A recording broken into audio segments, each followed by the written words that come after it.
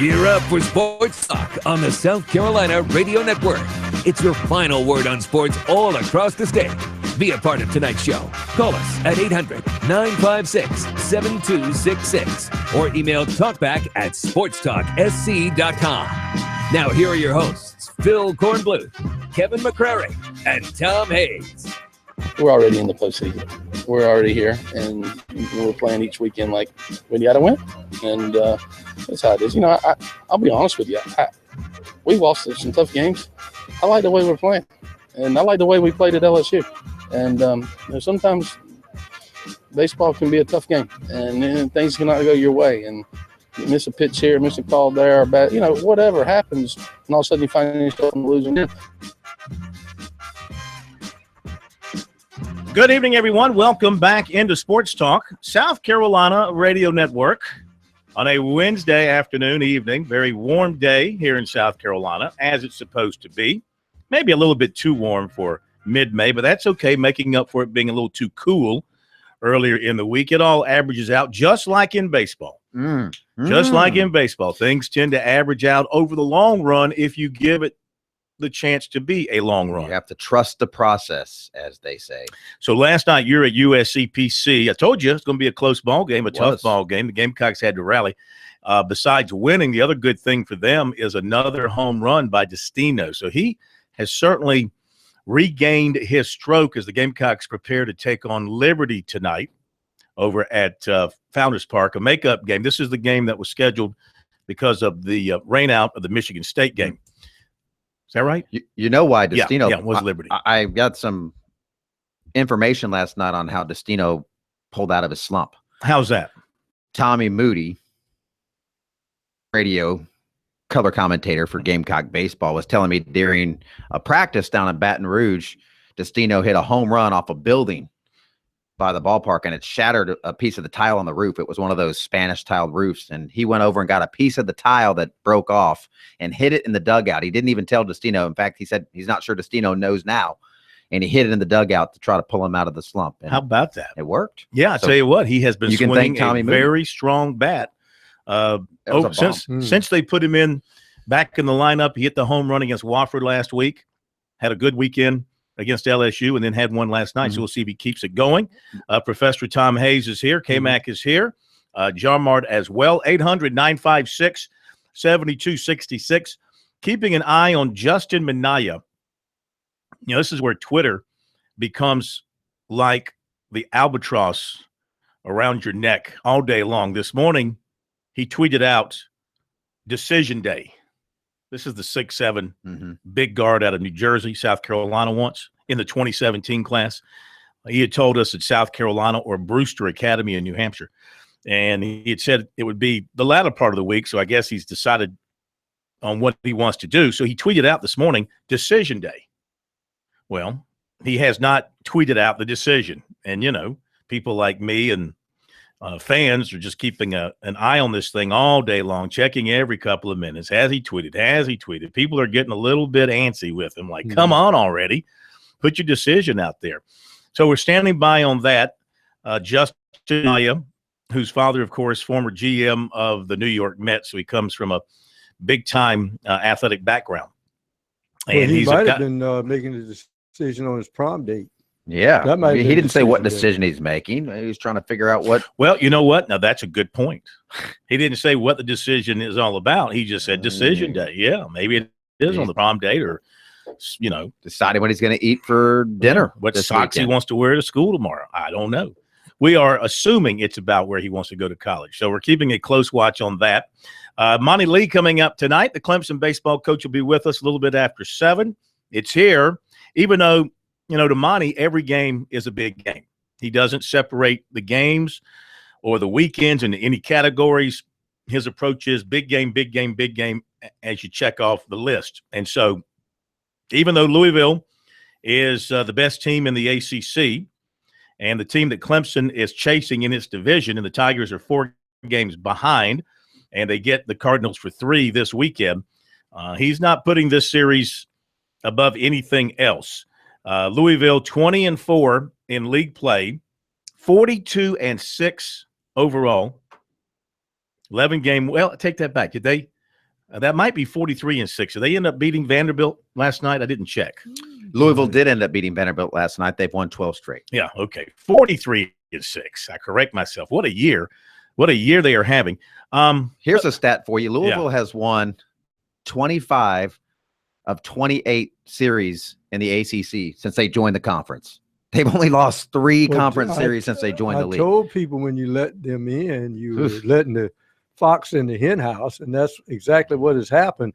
I would think probably Clemson working the battery is really going to be important in this one, because you got to keep Louisville's runners just retreating back to first, because they'll run all day on you, because that's the way they do things. The coach at Louisville is Dan McDonnell. Remember that name? Former Citadel grad, Citadel second baseman, Citadel assistant coach, and very highly regarded by baseball people. So just, stash that away. Oh, and stash his contract away. If anybody thinks they're going to have these pipe dreams, we're going to run off our guy that we're not happy with and bring in this guy. I'm just telling you, if you're a college baseball fan somewhere dreaming about your next coach, you probably want to cross him off the list. They've got that Papa John's money. I want to make a new sports talk rule here. I want to make a sports talk rule. Well, good. Because I love breaking rules. Well, because I was forced to watch Twitter today, I had to see some of K-Mac's private stuff pop up on Twitter. Stuff? Off of your Twitter account. It comes over to our account. I'm glad you clarified your personal stuff. What personal stuff? Well, your own, not your sports related stuff, the stuff that you tweet about on your own time. Like what I had for breakfast? Yeah, stuff that you tweet about. But I don't know what I tweeted today. But you got tickets to some concert. That was like an hour ago. Well, my point is, if you'll let me finish, my point is, you like to use a video to express your opinion about something or your reaction. So my new rule is a GIF, Corn, not a video. Well, get the lingo down. So. Or a GIF. I want here on Sports Talk in the future, Jarmart, when K-Mac is about to have a reaction to something, play a, what's it called? Play a GIF. But you can't play one. You have to see one. They have sound, don't they? Don't they have sound with the GIF? Yeah, that's a visual medium, Corn. I don't think that's really going to work in radio. My point is that you come across so much better with your GIF than you do in real life. Well, that's the point I'm trying to make. Well, we've got something for you, by the way, because we're doing this is investigative journalism, and we've solved the mystery. Is this a GIF? No, it's a picture. Okay, you'll see it. You've got some splaining to do, my friend. All right, I can't wait to see it. Speaking of personal stuff on Twitter, we'll see. Was it me hanging out with Nancy Lopez last night? No. Okay. Yeah, I looked her up. We were talking about what a heartthrob she is. Goodness. No, that's Jan Stevenson. Oh. See, you can't even get your LPGA Hall of Famers right. What am I thinking? Yeah, no, I really do need to brush up on my LPGA Hall of Fame knowledge. I will admit that. You can, make fun, but Jan Stevenson back in the day, well, we're talking model, 30 years ago. Yeah, she modeled. See, and I was going to have her on last night. Oh, what I was going to say in the interview, I didn't tell you. I told you I'd wait and tell you in the interview. This would have been a great line of questioning. I was all ready for it, but we got behind, and so we didn't get her on. But she dated Donald Trump. Yeah, she dated Donald Trump. So I was going to ask her, hey, had you played your cards right, you might be first lady today. Did he grab? Never mind. They're both golfers and all that kind of stuff. So can we get a GIF for what K-Mac was just saying? We should play a GIF for the people watching the You can't play a GIF on the radio, Corn. No, we can do it on the live stream. It just pops up on the live stream to show your. I don't know if we have the technology for that. All right, Monty Lee coming up a little bit later on. Recruiting as well. We're waiting on Justin Minaya to tell us whatever it was his decision on something today. For the Cornbloot waiting for Minaya. So you'd have a GIF of somebody. I would use the one of Judge Judy where she's sitting there and she's pointing at her watch. That's the GIF that I would use. That's what I'm talking about. That's good radio. That would be my tweet with Judge Judy pointing at her watch. No, I can do that. I want the GIF of Isaiah Thomas in the fourth quarter pointing. It's his time. How about the one of him paying that $25,000 fine for being belligerent fourth quarter. Maybe fourth quarter, it's my time. All right, tonight, fourth quarter, Celtics and who are they? The Wizards. Bullets. My time, Isaiah Thomas. I still call them the Bullets. I don't. All right, we'll be right back.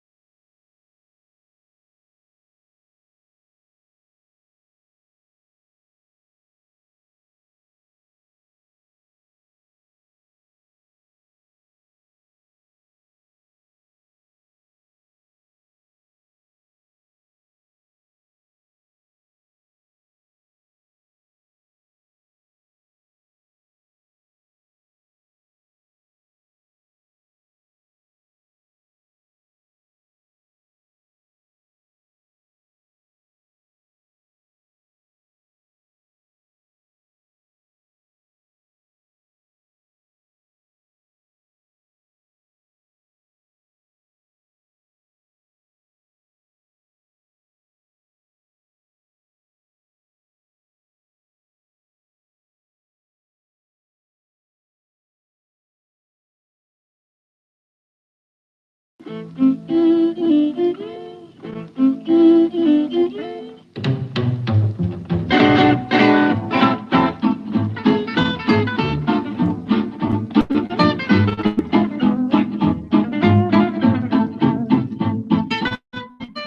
phone number on Sports Talk, if you'd like to join us. We always try to make room for you when we can. And this would be one of those periods when we can. 800-956-7266. Remember, being on the air on Sports Talk as a caller is not a right. It's a privilege that we provide to a select few. 800-956-7266. Our email, talkback@sportstalksc.com, and on Twitter at SportsTalkSC. And a USC softball team in action as we speak in the SEC tournament. We know this because we're watching it live from the SEC network, which doesn't miss a beat on anything in the SEC. If it's happening in the SEC, by God, the SEC network and their 3 cameras are going to be there. And Kentucky is beating the Gamecocks 4-0 in the top of the 5th. And I don't know where they're playing this thing. We were trying to figure it out, and nobody knows where we're playing it. K-Mac, I mean, like, you're supposed to be Mr. SEC all over softball this tournament. I know that's my beat. A couple of quick notes. USC will be the first opponent for Wofford in its new basketball arena. Ooh, you know what they say. What do they say, K-Mac? You don't want to be the team that opens up another team's arena. Typically, you bring in a team you can beat. You'll pack that place up. Remember the last time South Carolina did play Wofford in Spartanburg, what happened? I was there. That Darren Horn-led juggernaut. I was there. Who was that great player that Wofford had on that team? They had a really good team. The forward. That was a tournament team. Yeah, he was out of Minnesota. He was really good. Noah Dahlman. Noah Dahlman. Very good, K-Mac. Very good. I was just seeing if you knew anything, Corn. Let's give K-Mac. Glad you proved me correct. We need a GIF, not a little light bulb. No, here's what I want. Just drawing a blank. Corn blank stare. Let's do a sports edit for you. Okay. Let's do an edit. Can we get the guy here that does all the edits for the – you can edit? Maybe. And we can put your – I don't know. Do you have a favorite, anything you want behind you, like your top 5 something? Top 5 foods? Top 5 beers? Top 5 beers. There you go. Perfect. We should get him an edit and put it out there. They're get right on that. They're in Knoxville, by the way. Knoxville. Okay. Speaking of Twitter and stories, did you read the story today by K'Ron Colbert? K'Ron Calbert, player USC recruited. You didn't read this story? It was on. Yeah. Oh, yeah. I was going to actually share that story. Yeah. Written by a guy at SC Country. Yeah. It's a lineman that South Carolina recruited from Tennessee, almost to Nashville. He lives in McMinnville, I think it is. McMinnville, almost to Nashville. And South Carolina recruited him, and thought they were in the hunt with him. And of course, he ended up going to Tennessee, signing with Tennessee, committing to Tennessee. That's this year's. No. The quotes. I have the story in front of me too. Yeah. We have to read the quote. Well, okay, so he comes on his official visit for the Tennessee to South game. Carolina, which happened to be the Tennessee game. And here is what he is quoted saying in the story. He said that whole feeling at South Carolina, they didn't feel like I was at home. He said the game day started at South Carolina with coaches and players telling the recruits that they were going to beat Tennessee that night. Ooh. Okay, so he was in the locker room. I was in the locker room because Coach Muschamp said, we're not going to feed you any bull crap. What you see is what it is. I wasn't scared in any sense for my life, but I was scared because there were a lot of things going on in that locker room. Nothing illegal, just words being used. We're going to kill Tennessee. Ooh. Really, it was like a riot. It was. Who was hungry enough to come out and take somebody's head off. Like literally, they wanted to kill Tennessee, like slaughter everybody. It was a savage mentality. Calbert said it's something he will always remember and share with his new Tennessee teammates. I will make sure it is personal, he said. I think Will Muschamp is probably copying and pasting this account and sending it to every recruit and say, please, tell Tennessee. Let's not forget the Gamecocks went on and won that football game, the biggest win of the season.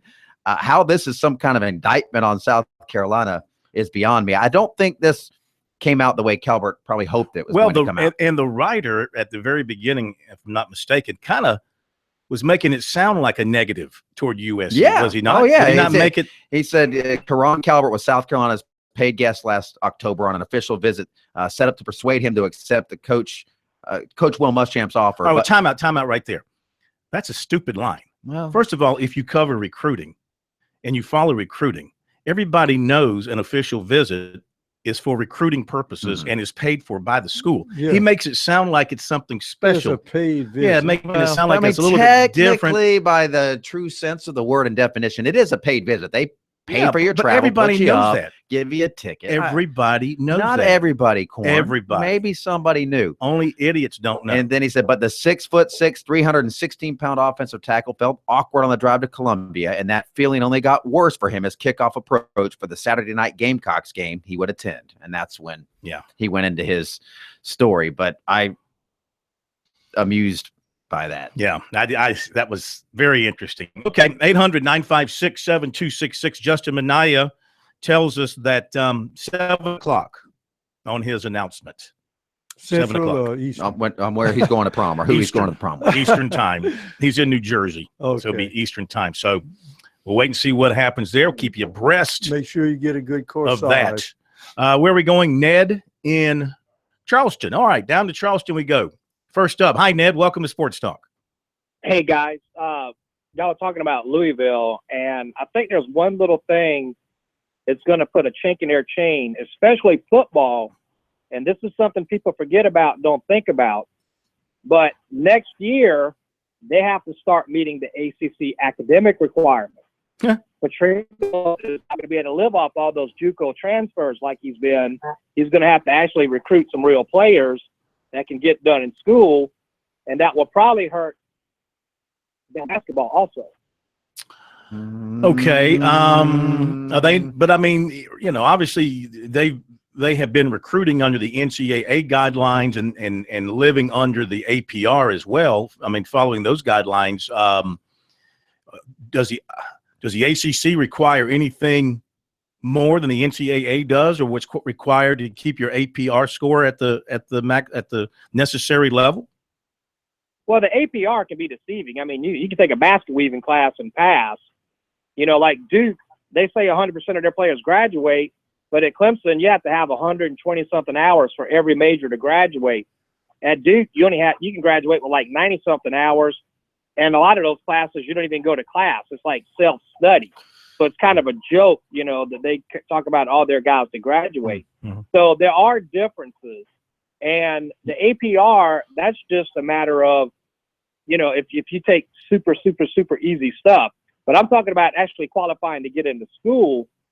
I think there are some things the ACC does, just like I don't think they're going to allow. I think they restrict how many junior college players you can take.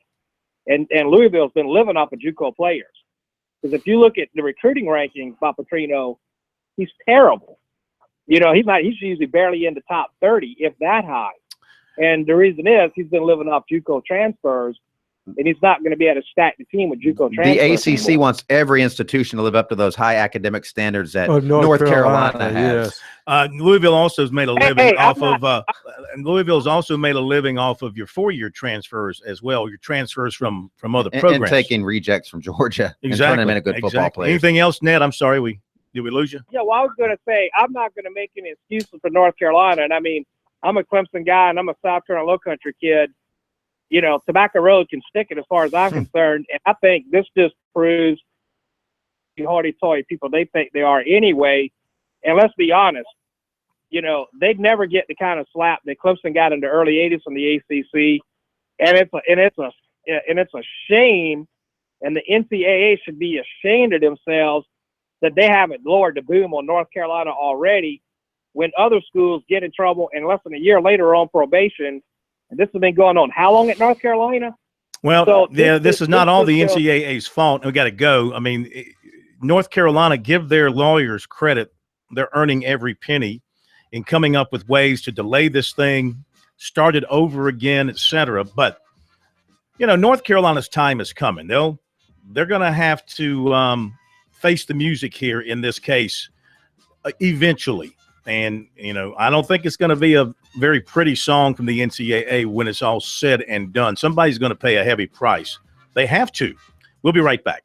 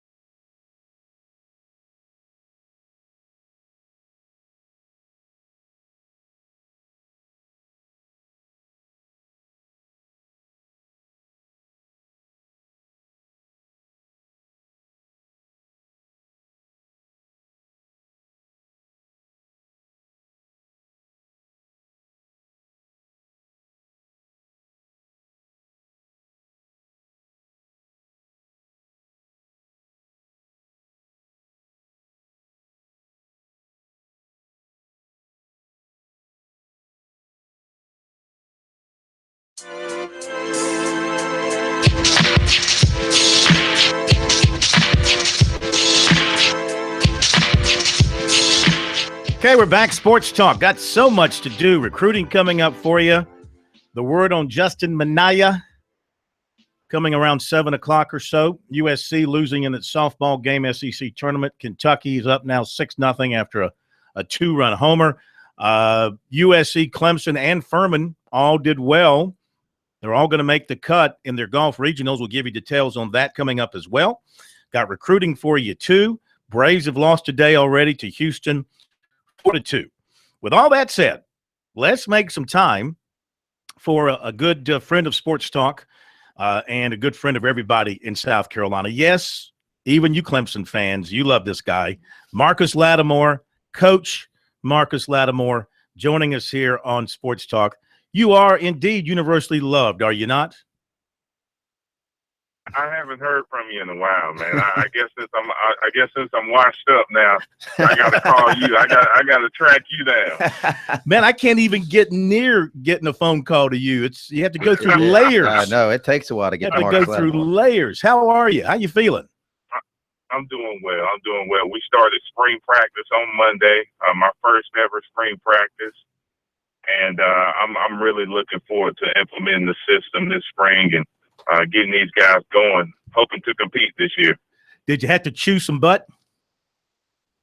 I had to lay the law down. I did, but I got some good coaches around me. I got some guys around me who are great teachers of the game, right? And they understand what it takes to win, to be around winning culture. It takes a certain level of commitment and accountability, and that's really what I've been trying to hone in on. As you know, I've been around some great programs with Coach Bentley and Coach Spurrier, and being around the 49ers, just seeing how they operate. It's a certain level that it takes to be successful. Yeah, I wanted to ask you, when it comes to coaching, when it comes to being a head coach, are you styling yourself after Spurrier or Bentley or Harbaugh or somebody else? Well, all three of those guys you just mentioned have been good mentors to me. And what they're good at, they're offensive masterminds. Everybody knows that. They're great at putting their best players on the worst players through a myriad of formations and different types of things. But outside of that, they're authentic. They're real people. I try to be as transparent as possible as a coach and wear my heart on my sleeve so these guys know that you can trust me. All right, I'm going to give you everything I got every single day, and you're going to know me as a real person. And when you let your guard down, when you let your gate down, and you lay the law down and tell these guys this is how it's going to be, I feel like they trust you and they want to play harder. And I got that sense when I was a player because Coach Spurrier did that, and Coach Bentley did that, and Coach Harbaugh did that. So I guess you can say I'm modeling myself after those guys. Sure. Talking with Marcus Lattimore, now head coach at Heathwood Hall in Columbia. How are you going to deal now that you're the head coach? Of course, you were coaching a lower-level team last year, so maybe you had some of this. But how are you going to deal with, the father that says, Coach, my son's just not getting enough reps here. Why is he not the starting quarterback, or why is he not getting enough carries there at running back? I mean, are you prepared to deal with that side of being a head coach? That's definitely a part of the job description that they don't tell you about. Yeah. You got to keep the parents informed. You got to make sure they got all their equipment. When it comes to academics, you got to make sure they're on top of that, and then you have to deal with playing time. And at the first meeting with the parents, that's my plan. That's my plan to just let the parents know that everybody's going to get a fair shot, but the best guy will play, no matter what the position is. And if it's said and they hear it, I think there should be no problems after that. But obviously, situations are going to come up, and I'm going to lean on coaches that have been in that situation before and ask them how did they handle that. How long as a coach, when you have a reputation like you do you live off that reputation as a player? When do you think you lose that particular edge and you have to live off of what you're doing as a coach in terms of, let's face it, it's wins and losses? Absolutely. I mean, at the end of the day, I can say all the right things. I can do everything I can, but we have to go out there and perform. And our performance is our resume, and that's my resume. I try to use my personality and my status and my story with my guys to benefit us in ways off the field. But at the end of the day, I got to know X's and O's. I got to have a game plan. I got to know on third down they like to be in cover 3. So I got to know what play to call. So that's the main transition I'm trying to make right now. Yes, I have a name. Yes, I have a story. But at the end of the day, it's about wins and losses. And, I mean, it's a building process. I know that. Yeah. I'm realistic about what we can do. But I want to compete. I want to compete from day one. I want to be in the game with everybody that we play. Well, you got some tough competition around you. I mean, Ben Lippen is very good with talent. And, of course, Hammond's established as a power, and other SCISA schools around the state. Who's on your staff that people would recognize? Well, Jay Spearman was a former standout at Greenwood High School. Went to South Carolina, had a few injuries. A very, very similar story to mine. Mm-hmm. Did not work out. He'll be working with our quarterbacks. Brandon Gant, who's a former Heathwood alum. He went on to play at Middle Tennessee. I mean, was a great player for Heathwood. Just understands the culture of SCISA football. Mm-hmm. The other guys that I have, you probably wouldn't recognize their name, but they're great coaches. They're great teachers, and I think they're going to help us a lot, especially on the defensive side of the football. Who do you open with? We open with Oak Brook Prep, and the guy that just took Oak Brook Prep was a guy that I looked up to my whole career in middle school and in high school. Is Prince Miller. Prince Miller was just named the head coach there. Yeah. So I'm looking forward to competing against my childhood role model. Yes, sir. It's Oak Brook Prep. That's a W for you, man. You got yourself a W there. No, I don't know about that. I don't know about that yet. We'll see. Well, tell us this, Marcus. At this level with SCISA, how many players do you figure, just thinking in your mind, looking at the ability of the players, that you're going to ask, how many players you're going to ask to play more than one position? We actually have pretty good numbers out there on the JV and varsity. Our varsity guys, I'd say about 4 or 5 of them will play both sides. But when they play both sides, it'll be limited because at the end of the day, you have to stay healthy.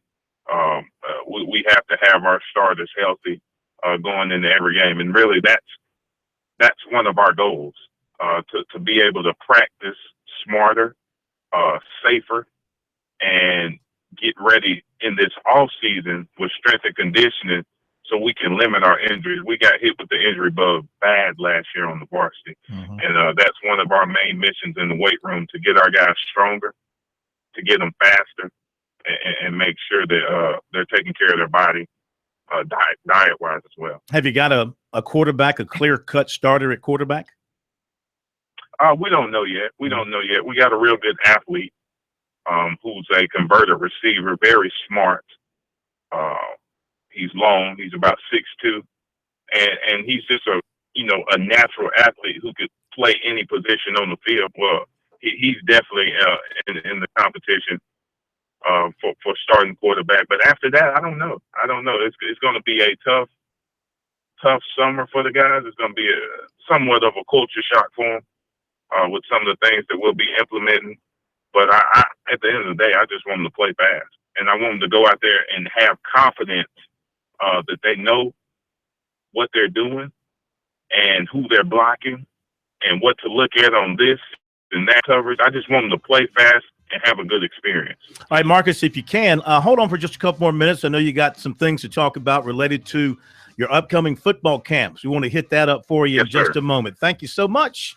Our good friend Marcus Lattimore needs no further introduction. That name is still golden in our state. Back in a moment.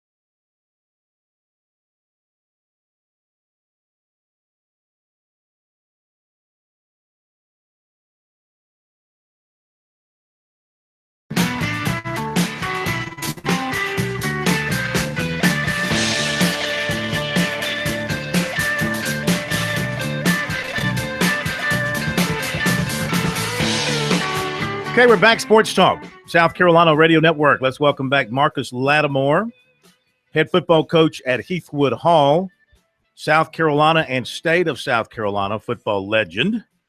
So you got some football camps again coming up beginning this month on May 20th, right up there in Spartanburg at Spartanburg Day School. Then you're going to be at Carolina Forest on June 17th, in Charleston on June 24th at Harmon Field, and then July 22nd at your school at Heathwood Hall. These camps in partnership with the First Choice Medicaid health plan. You call this the Extra Inch. Tell us more about all this. It's for boys and girls, ages 5 to 17. Boys and girls, ages 5 to 17. This is our 4th year doing these camps. Phil, and I'm just so appreciative of the partnership with First Choice Fit, because they're a company that actually cares about our communities, and that's my passion. The state of South Carolina has done so much for me, and every little town, small rural town in South Carolina that I've been to, I've been welcomed with open arms. And doing something like this for the community really warms my heart every time, because we know the challenges that we face here. Football is great. We're going to learn the fundamentals. We're going to have drills that you can take home. You're going to be coached by some great coaches, but the challenges that we face in South Carolina are bigger than sports, and that's heart disease. That's having hope, having a dream. And that's some of the things that we focus on outside of the football camp. We have a free health screening, and it's open to anybody who wants to get a free health screening. Even if you're not participating in the camp, any age from 5 to 99 years old can come out and get a free health screening at these camps. And I think right there, that's the difference. That is fantastic. Yeah. So they roll the equipment out there. They have a trailer or two that people go into Absolutely. and go through these screenings? Yes, sir. Mm-hmm. Yes, sir. Everything from your BMI to your height to your weight, you can come out there and you can get these measurables, and you can, once you have them, you know what you need to work on. And obviously the participants who are in the camp are getting these measurables. And you'll get a free T-shirt. You'll get a free lunch. Just come out and have a good time. And also, you're going to learn the game of football. You're going to learn the fundamentals. And girls, you're welcome as well to come out and have a good time and work hard. Yeah. Which raises a question in my mind, a poll question that we have on our website, SportsTalkSC.com, our poll question of the week to our listeners and followers. Do you agree with NCAA new rules reducing the amount of contact in football practice? Now, the respondents, 60% say they do not agree. Now, these aren't the people going out there and busting heads, but they say they don't agree. So you, sir, who, of course, went through 2 of the most horrific knee injuries imaginable, how do you feel about what the NCAA is trying to do with practice and reducing the amount of contact the players have in practice? Well, here's my stance. Football is a violent sport. And if you ask any football player, I'd say about half of them would say what attracted them to the game of football was the violence. Was the opportunity to go out there and run somebody over or tackle somebody hard. But at the end of the day, what can we do? Well, we can't do anything, and the game of football has to evolve. It has to evolve with whatever rule is mandated. So I see it as an opportunity for coaches and leaders in the game to be innovators.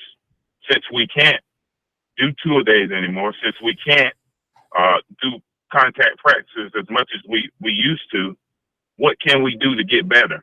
Well, I say we go in the film room. I say we study more because if you look across any NFL team throughout the week, they rarely hit. They're working on their fundamentals, and they're in the film room. And I think those 2 things can make you a better player. You don't have to go out and hit every single day. Do some coaches agree with that? Probably not.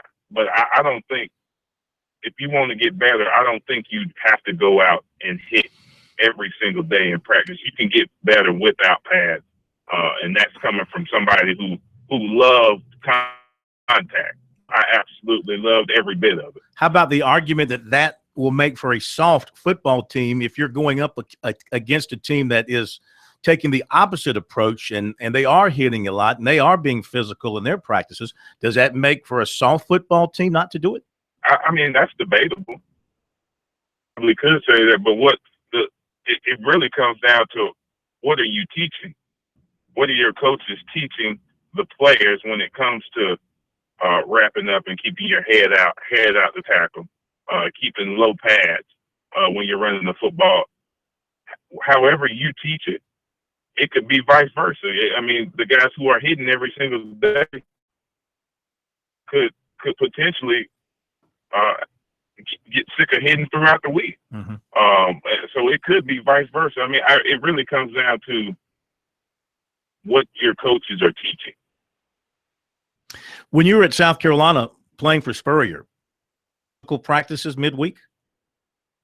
We definitely had a few physical practices, but Coach Spurrier was good at assessing the temperature. And when I say assessing the temperature, he could look at us and tell if it was a day that we needed to be hitting or not.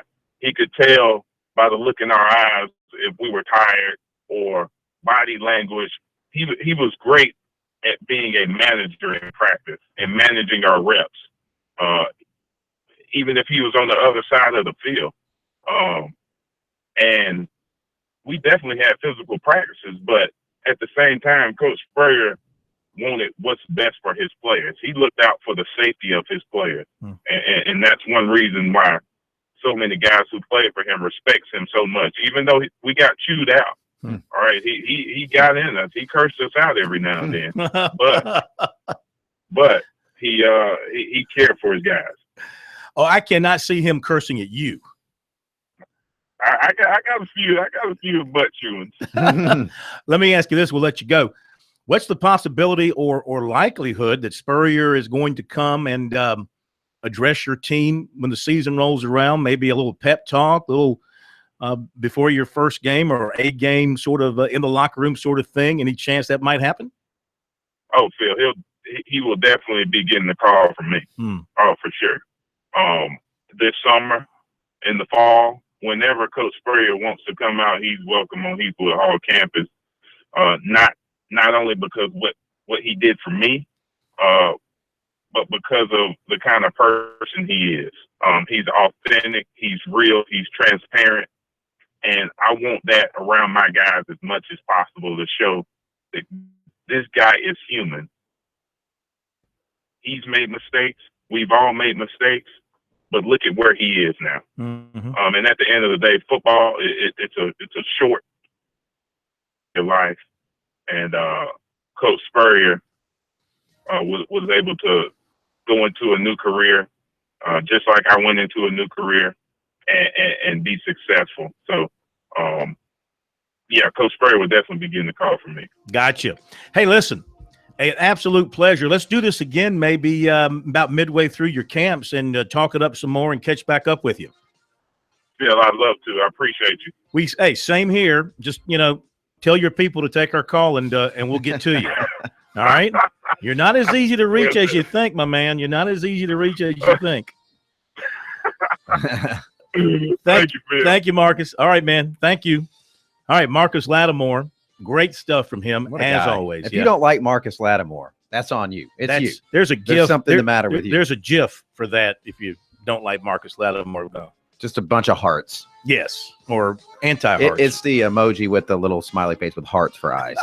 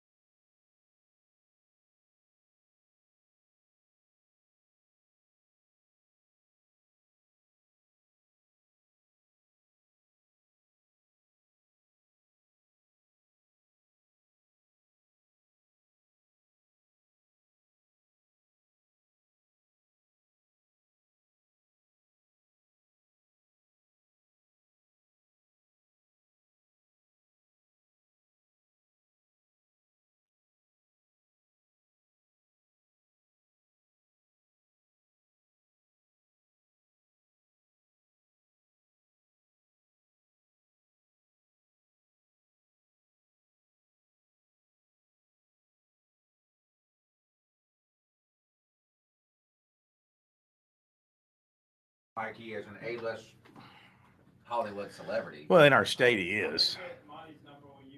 Pat Daniel. Hang on a second.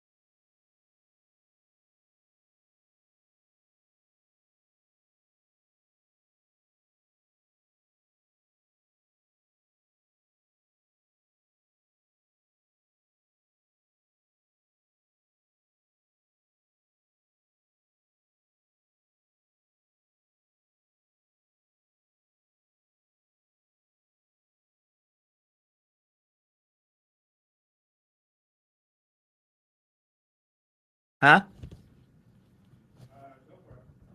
Man, we can wait. Go ahead and take care of your business. I got to get my phone charged up anyway. We'll do it right after the show. Freddie Freeman hit a home run. Monty's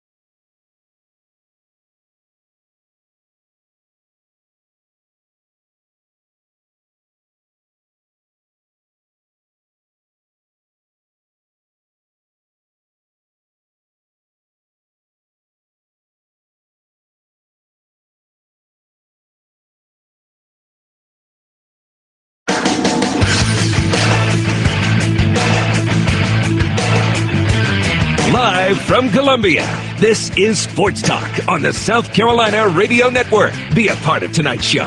Call us at 800-956-7266 or email talkback@sportstalksc.com.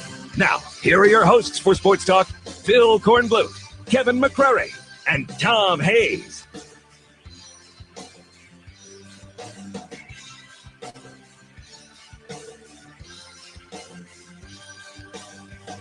Okay, welcome back. Sports Talk, South Carolina Radio Network.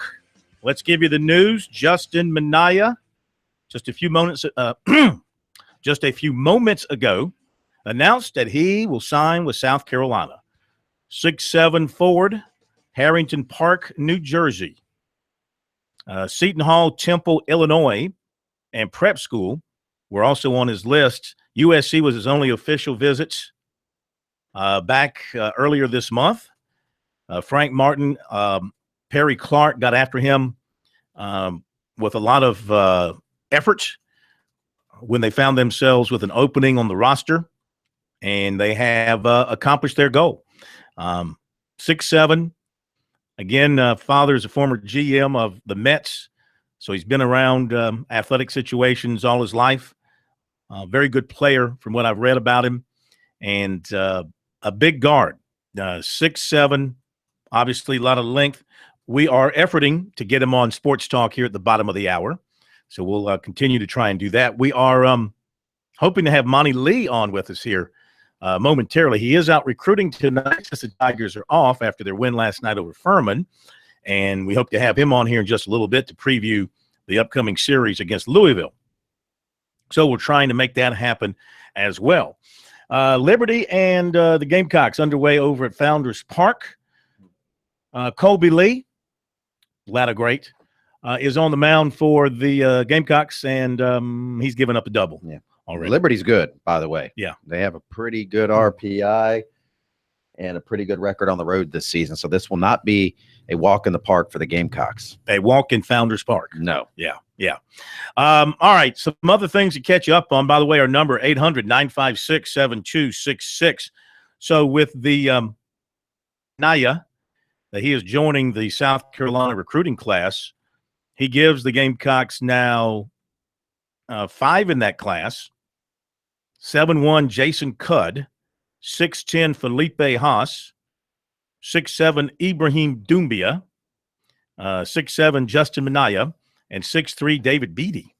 So they'll look good walking through the airport. They're going to be a big team when you add in the players returning, whoever is returning. Keep in mind, supposed to be walking through that airport, isn't it? Who's that? I say, but only 13 supposed to walk through. Yeah. The numbers are going to be kind of interesting to get worked out. They always do work out. Keep in mind the Gamecocks, unless he has changed his mind, they're still recruiting Mark Allstork, the 6'5" graduate transfer from Wright State, who's supposed to be visiting USC this week. He's been to Pittsburgh. He's been to Georgetown. Supposed to be visiting USC and LSU. We'll see if that comes to fruition. Once again, Justin Minaya commits to South Carolina. Liberty has scored very quickly on the Gamecocks. Leadoff double. A fly ball to left with the runner advancing to third on that fly ball. Must have been deep. It was. Okay. And then another fly ball to left scored the run. So just that quickly, South Carolina's in a 1-0 hole against Liberty. Yeah, of course, our buddy Jim Toman, no longer the coach at Liberty. And the guy that fired him is no longer the AD. Jeff Barber is no longer the AD at Liberty. Gamecock on Gamecock crime. Yeah, that was still don't know why that happened. But Liberty is right there behind Winthrop in the Big South race, only a half game back in the league. And 28, see if they got another win on their schedule. They were 28-17, 29-17 coming into this ball game. So they're coming off, they've won 3 of their last 4. They beat Elon yesterday 16-6. They took 2 out of 3 from Campbell over the weekend. They played Virginia earlier this month and lost 8-7. So they lost, they beat North Carolina 5-2 back in April. So, yeah, this is not a team you want to fool around with. I'm not sure about their pitching, who they're throwing up there tonight. They beat Duke earlier in the year, 8-4. So they've beaten Duke. They've beaten North Carolina. They've beat Kentucky 5-4 earlier in the year. They beat Kansas. So they got some nice wins on their resume and trying to add the Gamecocks. We shall see. A lot of empty seats I just saw in that center field camera shot looking in at the stadium, which is kind of interesting. The attendance, I don't know, they'll announce one thing, but the actual attendance at South Carolina is, to my eyes, way down. Way down. I don't know what the actual figures are. They don't give you that. They give you season ticket sales and anything above. So they'll announce 6,000 something tonight when actually there's probably maybe 1,000 people at the game, which I would like to see the NCAA. That's a rule the NCAA has or the SEC has, giving the tickets sold and not the actual attendance. I mean, why not give actual attendance? You can count it. You know how many are in the park. Why not give it? All right, they get out of the first, top of the first, and Liberty is up 1-0 on South Carolina. Going back to what we were talking about, the Louisville coach, Dan McDonnell, came back, made a reference to his contract. They just signed him to a 10-year contract, and he's already in his 10th year on the job at Louisville. Did not realize he had been there that long. And he's making $1 million a year. Booyah. And a lot of bonus money built into that contract that runs through 2026. So do you know that fans at Louisville, they can go to that ballpark for free to watch the games? You don't have to buy a ticket. Just walk right into the ballpark. It's all covered by, I suppose that's that Papa John's money, but fans do not have to pay for tickets to go watch that Louisville baseball free team. pizza. No, just kidding. Not bad. About the free pizza. Let's take a look here at Baseball America's brand new projection of 64 for the NCAA tournament. And this is as of today. They've got Clemson as the number 8 national seed, of course, hosting with Vanderbilt, the 2 seed, Southeastern Louisiana, out of the Sun Belt, and Tennessee Tech as the other teams in that regional. All right. As far as anybody else from the state, they've got South Carolina once again in Winston-Salem as a 3 seed, with South Florida, the 2 seed, Wake Forest, the 1, South Florida, the 2, USC, the 3, and Liberty in as the 4 seed. Now, South Carolina would be a very dangerous 3 seed if indeed they get in. So they have Liberty winning the Big South and not Winthrop, though Winthrop currently is your leader. As for the projection from baseball, D1 baseball, let's take a look at their opinion. They've got South Carolina and Winston-Salem as a 3 seed, with Wake, Wilmington, and Maryland as the 2 seed. They've got Clemson hosting as well. They've got the Tigers as a 7 national seed, with Jacksonville, the 4, Mercer, the 3, and Vandy, the 2. So the experts are certainly seeing Vanderbilt and Clemson, and they're certainly seeing USC at Wake Forest. That's how it seems to be lining up. Can you accept that? I can accept that. Yeah. Well, I think South Carolina does what I think they will do, which is not lose this game and not lose their midweek game next week, and take 5 of their next 6 SEC games, which means 2 out of 3 at Missouri and sweeping Georgia, which I think is very doable. Well, I think it's very doable. That'll make them 16-14, no questions asked. It's very doable if they're playing one team. As I said before, in any sport, when you're looking at a team struggling, they're playing 2 teams. They're playing the team that's in a different uniform, and they're playing, it's seemingly the ghost that's jumping on their backsides for whatever reason. And that's what South Carolina, as I said before, when we looked at that LSU game late, they were just looking for the other shoe to drop. When as soon as the inning 7 come up, wait a minute, here we go again. And they looked like they were going to escape, and then, of course, it bit up, and the monkey bit them again. But last night, they were trailing 3-2, and they rallied to beat Presbyterian and got the big home run from Destino. So they can do it both ways. All right, we've got recruiting coming up for you, efforting to get Monty Lee and Justin Minaya for you, so stay tuned. Do not leave us.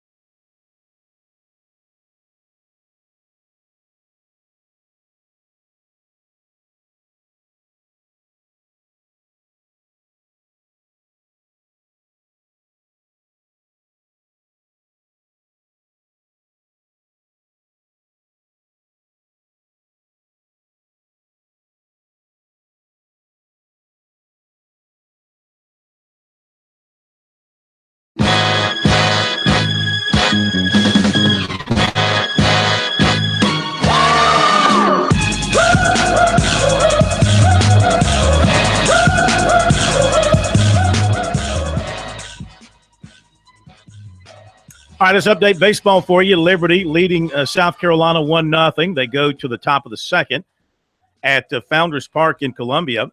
Around the ACC, Youngstown State leading Pitt 1-0. North Carolina 5-1 on Asheville. Wake Forest 2-0 on Radford.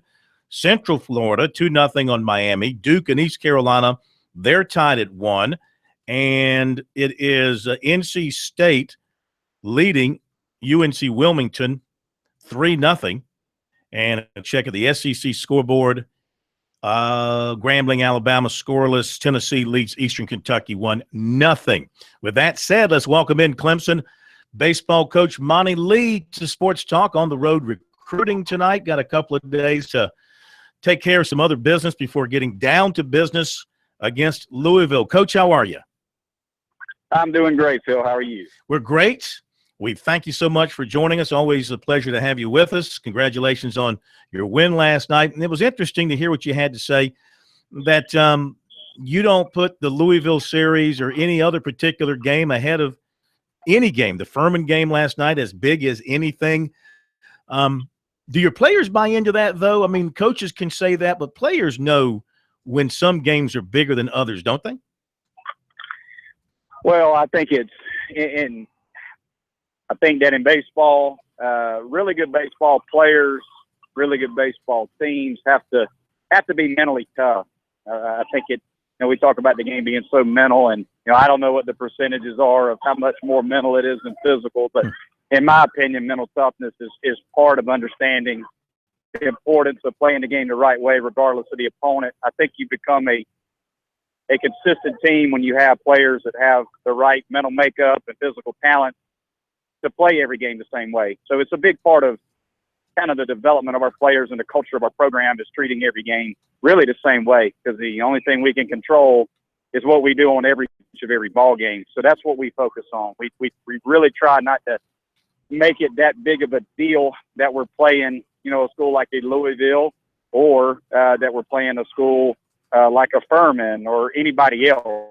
We really don't. We try to emphasize that playing good baseball, playing every pitch of every game is really the only things we can control and what we worry about. So we try our best to preach it to our guys, and I truly believe that. I think good teams win in the middle of the week because they don't take pitches off and they don't take games off, and that's part of your program and that's part of your culture, and what we're trying to accomplish at Clemson. I think everybody knows who Louisville is and how good they are and big of a series it is for both of us. So yeah, I mean, you're not gonna be able to run away from that or hide from that, the fact that it's a huge series. But I try my best to approach it the same way every game. Our routine before our games, our batting practice, routines, everything. Try my best to stay the same to the best of my ability and try to practice what I preach in that regard. Well, you've won 3 of 4 since being swept at North Carolina in a series that, I mean, I think you led in 2 of those 3 games, so it could easily have gone the other way. How much of a setback mentally was that to your guys? Going in there and playing an excellent North Carolina team so close, but not getting a win in any of the 3. Well, it was tough. I mean, to say that it wasn't, would not be being honest. It was very difficult because we had a lead in all 3 games.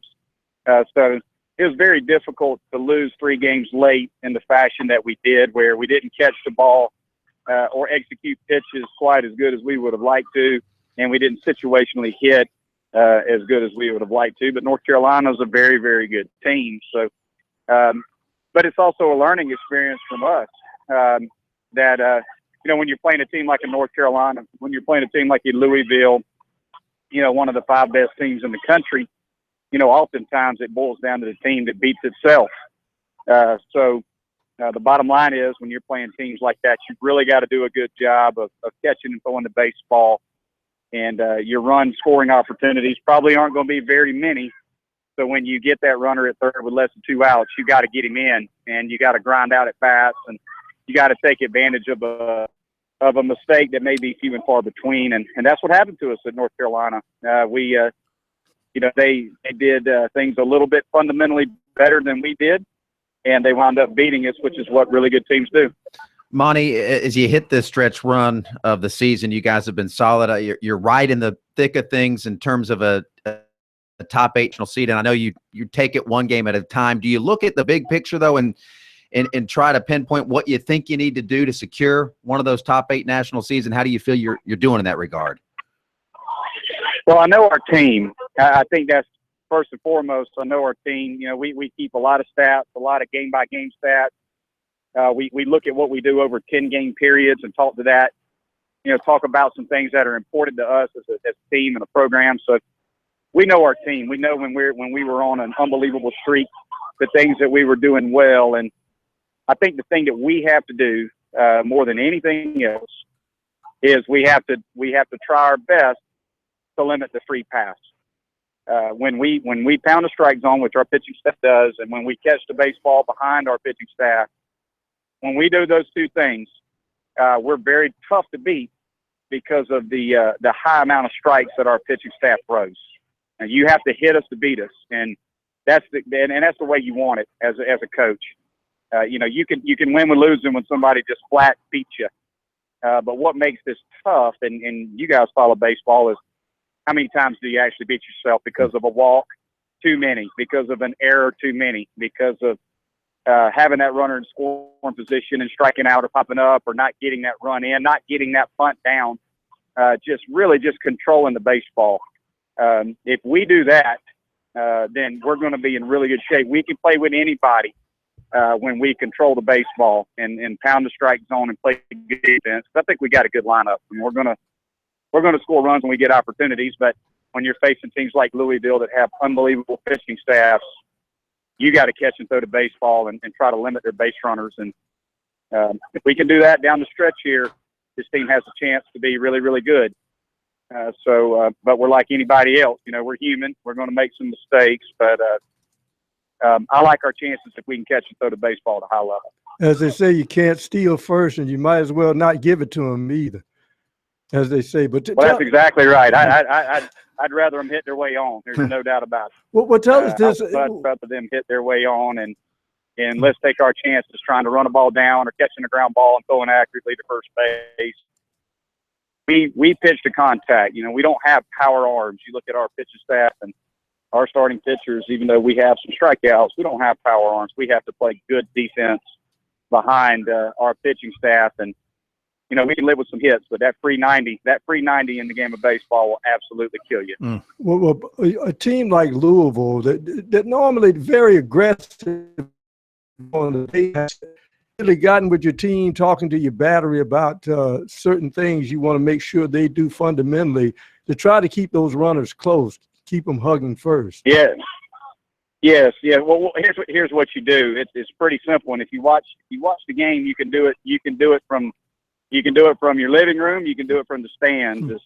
It's just time the pitchers to the plate when they get runners on base. And, you know, if your guys are 1.2 seconds from the time they move to the time the ball gets to the plate, and the catcher can throw a 2.0 to second base, that's 3.2 seconds. It takes the fastest base stealers in the country to fill a bag in 3.2. So the big thing for us is just making sure that we're quick to the plate.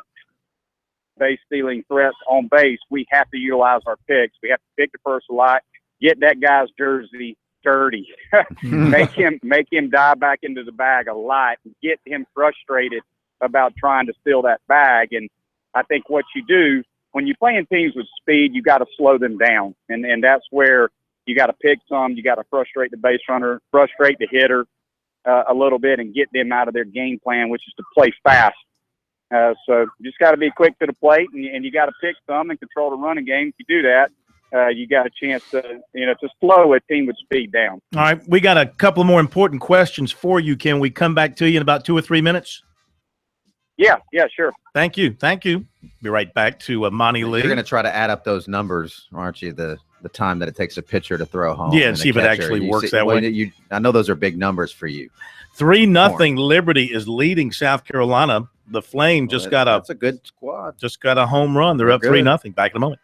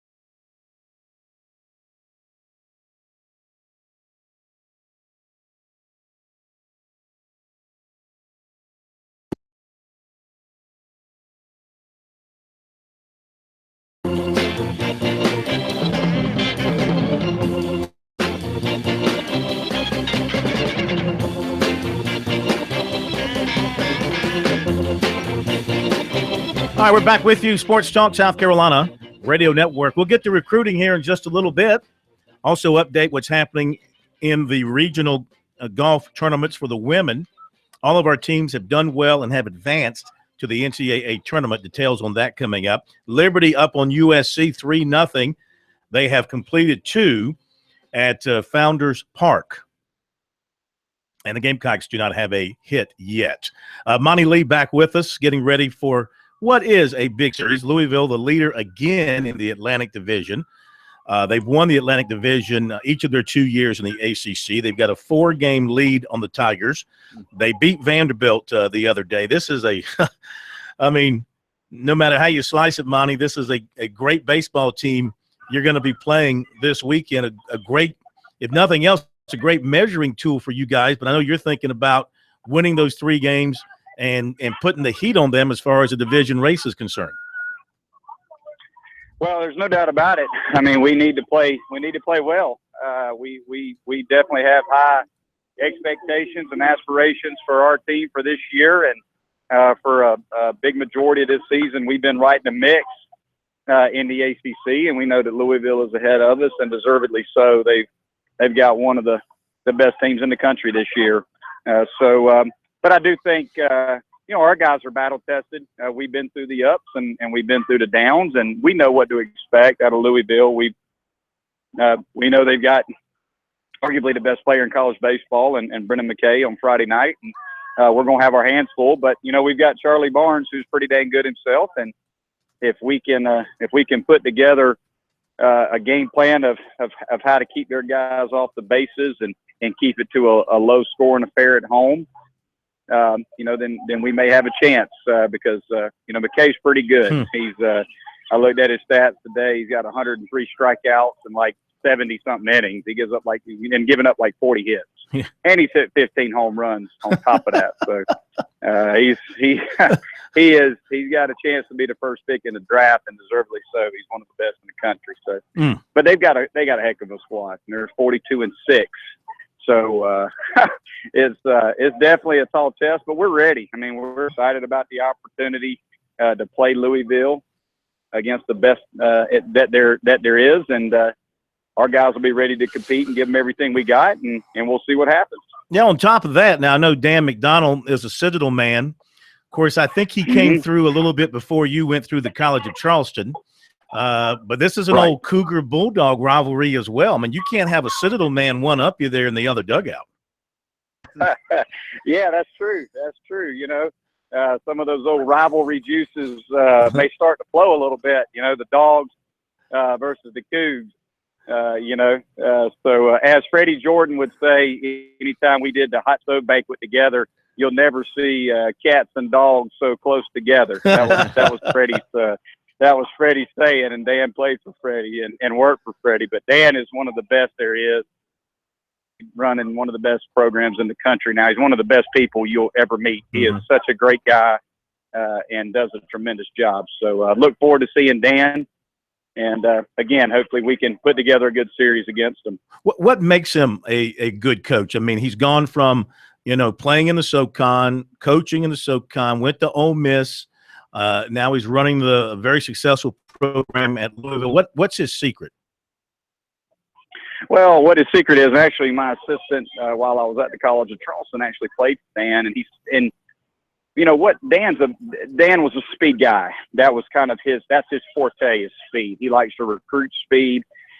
So what they've done and what he did at Ole Miss as a recruiting coordinator is they recruit extremely athletic position players and power arms. So he builds his team on power fastball pitchers and speed on the field. He likes to run. They have really dynamic athletes, and they just do an unbelievable job at Louisville of recruiting the Midwest, the Illinois, Chicago. Right now they've got Chicago on lockdown. They're getting kids, in that Illinois, Indiana, Midwest area. They're all coming to Louisville right now. That's just tough to beat them. He's got a niche of what he likes to recruit, and he's a really good guy, and he's an excellent motivator. That's one of the things that I've heard about him, just a really, really good motivator. And it's definitely worked for him. He's got a recipe for success because he's been really good for a long time. Yeah, and we talk about their offense, and shoot, they've got 9 shutouts on the year. That's the high in the ACC. So they pitch it extremely well too. What is the status for Chris Williams this weekend? Well, he hit off the tee the last 2 days, did a little front toss.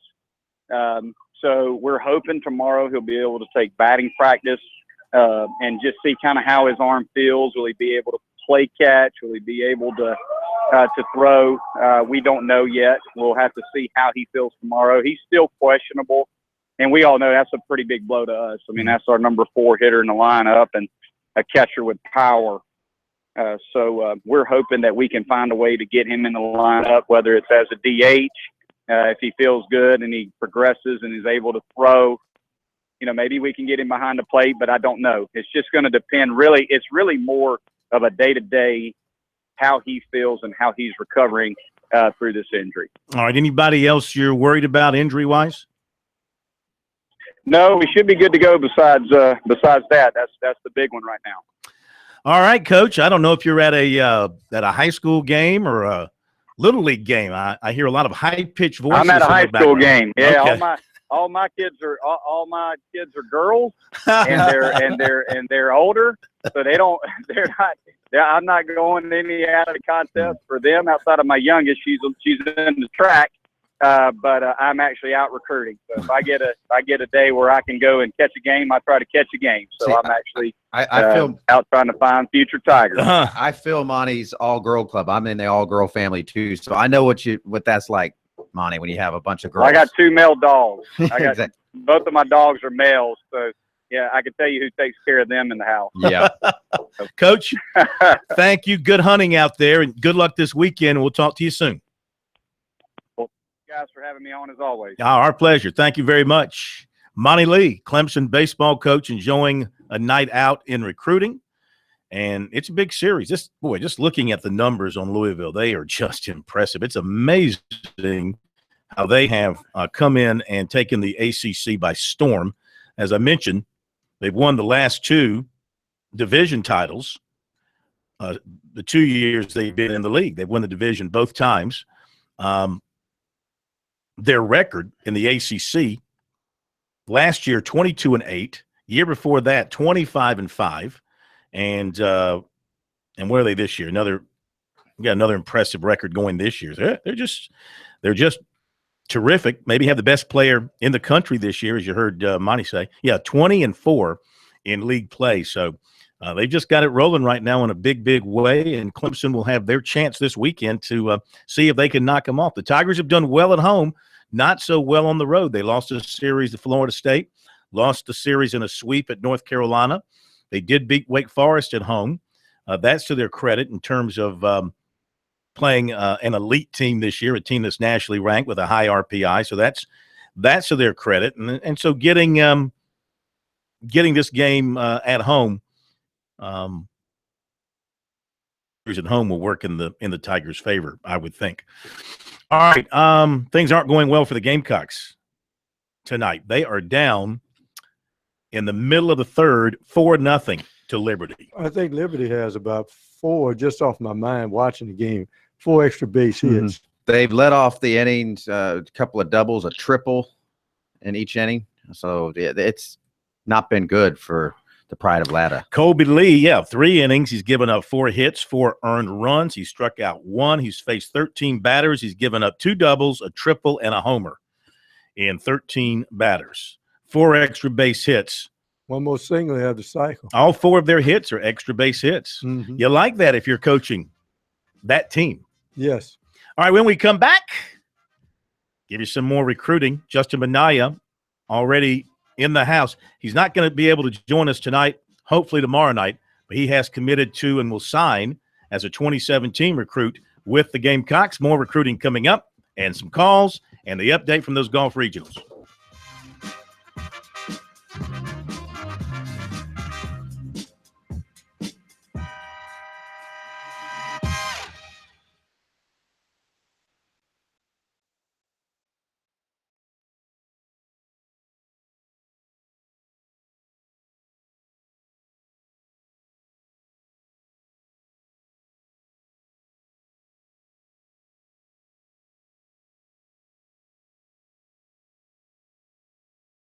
that team. Yes. All right, when we come back, he's 13 batted, first at home. Thank you. Good hunt. Talk to you soon. State leading Clemson. Baseball coach Monty Lee, nothing. With that said, let's welcome in Clemson. Those runners close. They're up 3-0. Back in a moment.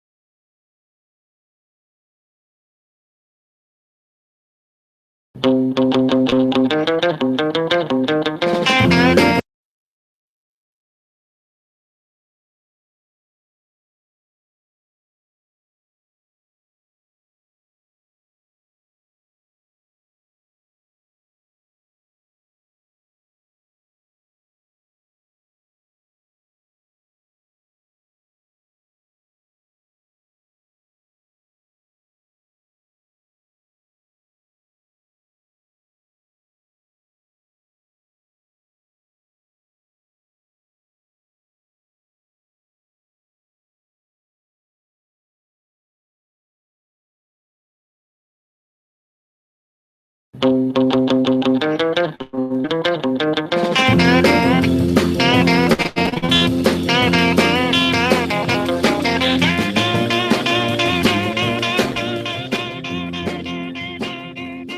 right, back on Sports Talk, updating South Carolina Liberty over at Founders Park. It's 4-0, bottom of the third. Gamecocks do have a runner on second with one man out. Liberty leading there. Let's give you the rest of the recruiting now besides Justin Minaya. Well, let's tell you a little bit more about him. Justin Minaya, 6'7", Harrington Park, New Jersey.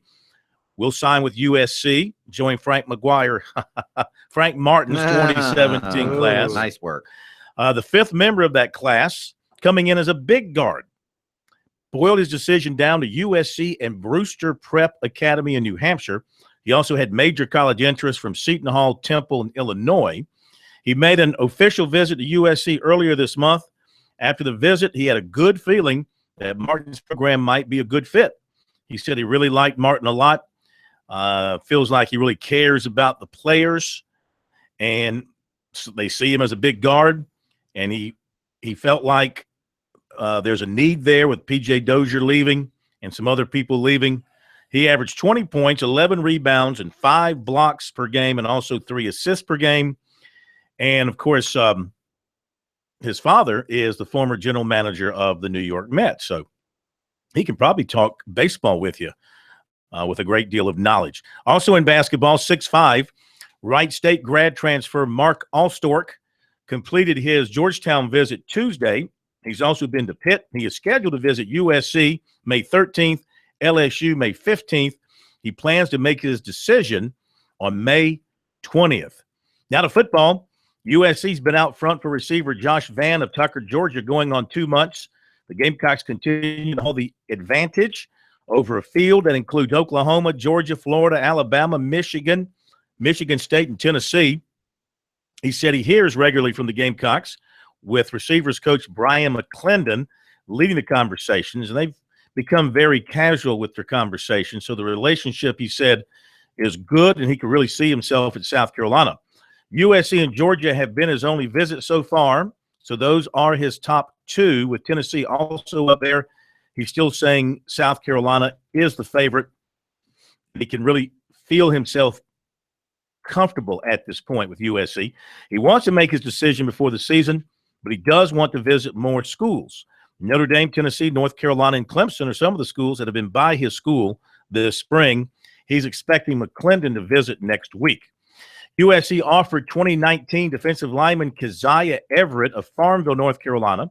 Clemson offered 2019 defensive end Joseph Anderson, Tennessee. USC offered 2019 defensive back Joseph Charleston, Alpharetta, Georgia, and 2019 defensive back Jeremiah Gray of Charlotte, and 2018 linebacker Andrew Johnson, 6'4", 235, of Tifton, Georgia. Clemson offered 2019 defensive end Ani Izuchukwu. Huh? Ani Izuchukwu. Ani Izuchukwu of Nashville, 6'4", 230. I think you're getting that wrong. USC target quarterback Tyler Shuck of Chandler, Arizona, will visit Maryland. Will visit Michigan this weekend. I have new glasses. USC target defensive end Dorian Gerald of the College of the Canyons Junior College in California was offered by NC State, and Ben Lippen linebacker Kyle Wright was offered by Coastal Carolina. I think that's it on my end, K-Mac. What do you have? Nothing. And it's 4-0 Liberty over South Carolina after 3. Man, that is not looking good for the Gamecocks. Well, there's a lot of baseball to go. Baseball is a marathon. It is not a sprint by any means. Before we take the call, I've been talking about this golf stuff.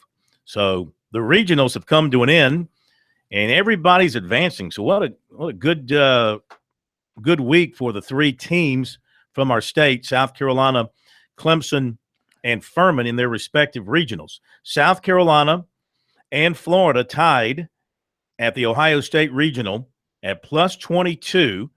USC shot a 288 today. That's finishing with a bang there. Taking a look at the USC scorecards, Caitlin Dambo, their outstanding player, led the way for South Carolina today with a 2 par 70. So she had a good overall tournament. And so South Carolina, the top 6 teams advance: Florida, South Carolina, Florida State, Ohio State, Purdue, and Michigan advanced to the NCAA tournament from the Columbus Regional. Clemson was playing in the Athens, Georgia Regional. Anglers finished 5th for par. They finished 27 shots back of Alabama. It's Alabama, Northwestern, Michigan State, Baylor, Clemson, and North Carolina advancing. Oh, guess who didn't advance and they were playing on their home course? The University of Georgia. Losers once again. Get used to it. There's more losing to come this fall. And at Texas Tech, your Lubbock Regional, Furman finished in 2nd. Now, Arizona State ran away with it, 22 under, but Furman finishes at 1 under par. Today they were 8 under, and the Paladins move on. Arizona State, Furman, Oregon, Texas, Texas Tech, and Kent State advance to the NCAA championships. So there you go. That is, those are the teams from the regionals that we were following. Moving on to the NCAA championships, which I think are later on this month, maybe early June. And where are they playing? They're not going out to the West Coast again. I'd have to look it up. Okay, Matt, would you look that up for me? No. Let's go back to the phones and it's Cockett in Columbia. What a great way to wrap up the day. Well, good afternoon. How you doing, Phil? And how do you doing, K-Mac? Outstanding. That's good. It's good to hear you guys' voice. I just want to get you guys' opinion. His baseball coach with half of the teams having the fans are staying home. Do you see his coach being the head coach next year if he had the same disaster year of 2017? I'd like to get your opinion on that. And furthermore I just want y'all to pray for my Boston Celtics tonight. Hope that we take care of business. We didn't look like we wanted to take care of business on the road, but I hope that we come out there and dominate in the paint and just be a little bit more energetic, a little bit more feisty, because this Washington Wizards is a good basketball team, but they got the advantage over us when it comes to sizes. But I just want to get your opinion on this, Phil. Do you see our Celtics being a championship contender in another year or two if we draft a center? I listen to your comments, and I'm glad we got the rich white fella in the White House. Thank you. Peace. Peace out. Let's get a GIF on that, can we? As Confused. in a Jiffy sandwich. Jif very peanut butter with extra crunchy Jif. All right.